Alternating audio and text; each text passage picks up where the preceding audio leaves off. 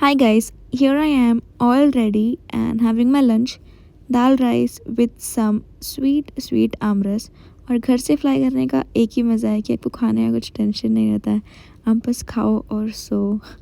Anyways, so here I am going to my flight. Dubai back था actually, और थोड़ा delay था because of the rain.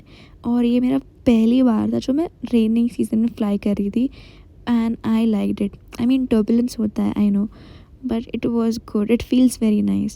So we had some time, so I grabbed some Burger King, and here is our aircraft. Yeah, और थोड़ा time था और मुझे बहुत भूख भी लग रही थी, सो मैंने फ्राइज़ थोड़े बहुत वहाँ पर ही खा लिए थे। मुझसे रहा नहीं गया इसकी वजह से।